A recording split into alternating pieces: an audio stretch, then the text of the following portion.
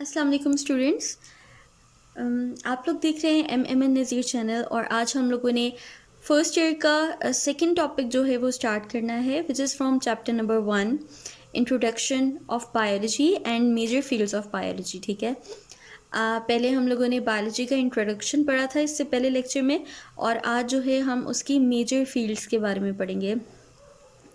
इन field से पहले मैं एक बहुत ब्रॉडर टर्म बता दूं, ठीक है, जो बायोलॉजी की फील्ड की हैं, जिसमें आती है बॉटनी, ज़ूलॉजी और ठीक है उसके जिसमें हम लोग क्या पढ़ते हैं, प्लांट्स। और बॉटनी में हम प्लांट्स के बारे में पढ़ेंगे और ज़ूलॉजी में एनिमल्स के बारे में पढ़ेंगे। ठीक है, और बाकी जो अब हम मेजर फील्ड्स पढ़ेंगे ये ऐसी फील्ड्स हैं जो कि अगर एक प्लांट की स्टडी करें तो ये सारी फील्ड्स में उस प्लांट के बारे में स्टडी किया जाएगा। ठीक है, अगर ज़ूलॉजी में हम पढ़ें तो मॉलिक्यूलर, एनवायरमेंटल, माइक्रोबायोलॉजी, ये सारी जो फील्ड्स हैं ये ज़ूलॉजी में भी एक एनिमल के लिए भी हम स्टडी करते हैं। ठीक है, तो अब हम अपनी मेजर फील्ड्स को जो है वन बाय वन डिस्कस करेंगे। बहुत ही ईजी है, इसको ज़्यादा आप लोगों ने जो है टेंशन लेके नहीं पढ़ना, क्योंकि इसमें कोई इतनी मुश्किल चीज़ नहीं है। ठीक है, वन बाय वन हम स्टार्ट करते हैं। First one is molecular biology. इसमें क्या होता है, इसमें हम मॉलिक्यूलर लेवल पे स्टडी करते हैं। ठीक है, मॉलिक्यूलर लेवल पे स्टडी करते हैं एक ऑर्गेनिज्म को। ठीक है, यहाँ पे मैं आपको इसको पढ़ के भी बता देती हूँ। Molecular biology deals with the structure of organism. हम एक ऑर्गेनिज्म का स्ट्रक्चर पढ़ते हैं, the cell and their organelle, या हम उस ऑर्गेनिज्म के सेल के बारे में पढ़ेंगे या उसके ऑर्गेनेली के बारे में पढ़ेंगे, लेकिन सबको हम डिस्कस करेंगे एट मॉलिक्यूलर लेवल, यानी कि उसके मॉलिक्यूल्स, यानी कि वो कैसे बनी है। आपको पता है कि एक जो ऑर्गेनेली है, एक सेल है, वो कैसे बनती है, वो बनती है मॉलिक्यूल्स जब इकट्ठे होते हैं। ठीक है, एक ऑर्गेनेली बनाते हैं, ऑर्गेनेलीज मिलके जो है एक सेल बनाती हैं, और सेल्स मिलके क्या बनाते हैं, ऑर्गेनिज्म। तो जब मॉलिक्यूलर लेवल पे हम स्टडी करते हैं तो उसको हम किस में डील करते हैं, हम उसको मोलेकुलर बायोलॉजी, जो कि बायोलॉजी की एक फील्ड है, उसमें डिस्कस करेंगे। ठीक है, next is environmental biology, deals with organism in relation to their environment. इसमें क्या है, ऑर्गेनिज्म के बारे में हम पढ़ते हैं in relation to their environment, यानी कि एक ऑर्गेनिज्म के ऊपर उसके एनवायरनमेंट का क्या असर है, क्या इफेक्ट है। जब हम उसके बारे में पढ़ेंगे तो उसको हम किस फील्ड में पढ़ते हैं, उस फील्ड को हम कहते हैं environmental biology. Next one is microbiology. Microbiology में हम बहुत सिंपल सी बात है कि हम माइक्रोब्स के बारे में पढ़ते हैं। माइक्रोब्स में कौन कौन सी चीज़ें आती हैं, इसमें बैक्टीरिया आते हैं, इसमें वायरसेस आते हैं, प्रोटोजोन्स आते हैं। ठीक है, माइक्रोस्कोपिक एल्गी और फंजाई आते हैं। ठीक है, तो जो ये माइक्रोब्स हैं इसकी स्टडी को हम क्या कहते हैं, microbiology. Next one is fresh water biology. Fresh water biology deals with organisms living in fresh water bodies, यानी कि फ्रेश वाटर बॉडीज़ क्या हैं, रिवर्स हैं, लेक्स हैं, इसके अंदर जो ऑर्गेनिज्म रहते हैं, जब हम उसकी स्टडी करते हैं तो वो किस फील्ड के अंदर आता है, वो आता है फ्रेश वाटर बायोलॉजी में।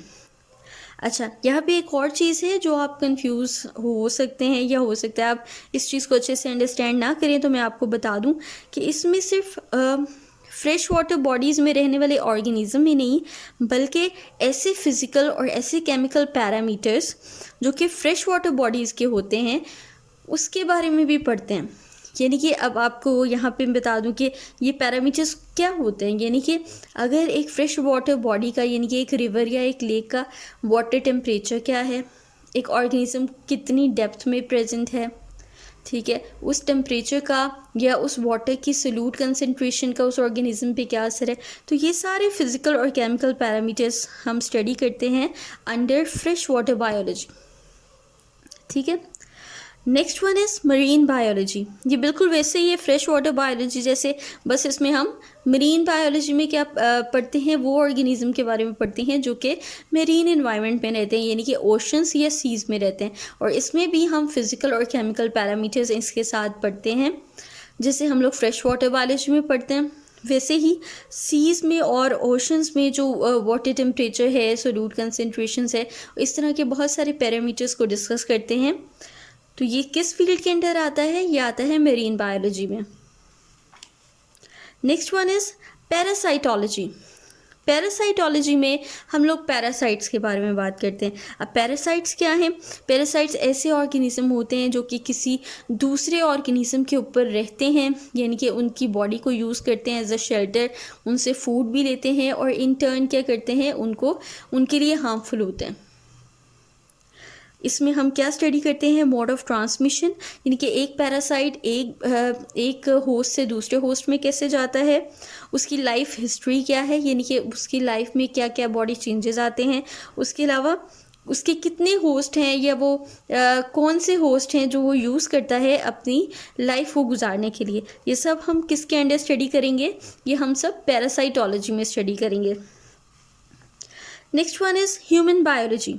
ह्यूमन बायोलॉजी नाम से ही पता चलता है, हम इसमें स्टडी करते हैं ह्यूमंस के बारे में, यानी कि इंसानों के बारे में।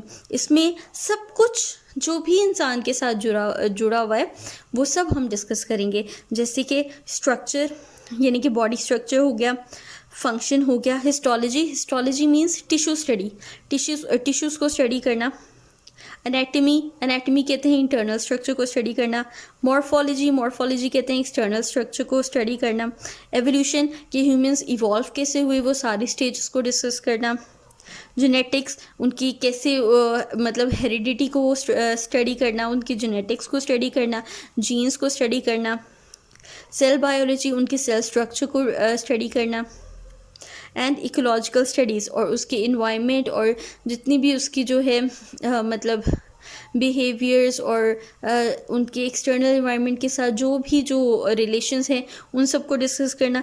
ये सब किसके अंडर आता है? ये आता है ह्यूमन बायोलॉजी के अंडर। उसके बाद है social biology. Social biology deals with social behaviour and communal life of human beings. इसमें भी हम ह्यूमन बींग्स के बारे में पढ़ेंगे, लेकिन स्पेसिफिकली उनकी सोशल लाइफ के बारे में पढ़ेंगे, यानी कि सोशली ह्यूमंस कैसे हैं, उनका बिहेवियर क्या है अपने इन्वायरमेंट में प्रेजेंट ऑर्गेनिज्म से रिलेटेड, इन्वायरमेंट से रिलेटेड, ठीक है, कोई भी हो सकते हैं, लिविंग ऑर्गेनिज्म होते हैं, नॉन लिविंग ऑर्गेनिज्म, जो भी कुछ हमारे इन्वायरमेंट में है, सोशली उनके साथ जो है ह्यूमन बींग्स का क्या रिलेशन है, वो किस तरह से बिहेव करते हैं, किस तरह से रिस्पॉन्ड करते हैं, ये सब स्टडीज़ किसके अंडर आती हैं? सोशल बायोलॉजी के अंडर आती हैं। Last one is biotechnology, use of living organism systems और processes in manufacturing and service industries. अब इसमें हम क्या पढ़ते हैं? जब हम किसी भी लिविंग ऑर्गेनिज्म को यूज़ करते हैं, ठीक है, और उससे ऐसी चीज़ जो है वो लेते हैं जो कि हमारे लिए बेनिफिशियल है, उसको हम बायोटेक्नोलॉजी के अंडर कहते हैं। अब इसकी एग्जांपल दूंगी तो आप लोग अच्छे से समझ आएंगे। जैसे हम कुछ ऐसे बैक्टीरियाज हैं जिसके अंदर ऐसे जीन्स होते हैं जो कि इंसुलिन बनाते हैं। आपको पता है ह्यूमन बींग्स में एक डिजीज़ है जिसको हम शुगर भी कहते हैं नॉर्मली, और डायबिटीज़ भी कहते हैं, ठीक है। उसमें क्या होता है, हमारी बॉडी के अंदर इंसुलिन प्रोडक्शन सही नहीं होती, तो ये इंसुलिन हम लोग आर्टिफिशियली प्रोड्यूस करें एक लिविंग ऑर्गेनिज्म से। बैक्टीरिया एक लिविंग ऑर्गेनिज्म है, उससे जब हम एक ऐसा सा मटेरियल जो है बनाते हैं, यूज़ करते हैं, इंडस्ट्रीज़ में इसकी प्रोडक्शन होती है, तो इस चीज़ को हम किसके अंडर स्टडी करेंगे? इसको हम बायोटेक्नोलॉजी के अंडर स्टडी करेंगे। इस तरह की बहुत सारी चीज़ें हैं, बहुत सारे ऑर्गेनिज्म जो हैं वो हम यूज़ करते हैं, और ये एक्चुअली अल्टीमेटली जो है ह्यूमन बींग्स ही अपने फ़ायदे के लिए यूज़ कर रहे हैं। और ये सारी जो चीज़ें हैं इन सब की स्टडी किसके अंडर आती है? बायोटेक्नोलॉजी के। तो ये था आज का टॉपिक, बहुत ही इजी था। आई होप कि आपको अच्छे से समझ आ गया हो। बाकी जो है नेक्स्ट टॉपिक हम लोग अपने नेक्स्ट लेक्चर में इंशाल्लाह डिस्कस करेंगे। और अभी तक अगर आप लोगों ने सब्सक्राइब नहीं किया हमारा चैनल, तो MM नज़ीर चैनल को प्लीज़ सब्सक्राइब ज़रूर करें, इन वीडियोस को शेयर करें अपनी फैमिली और फ्रेंड्स के साथ। और नेक्स्ट लेक्चर तक मुझे इजाज़त दें। अल्लाह हाफ़िज़।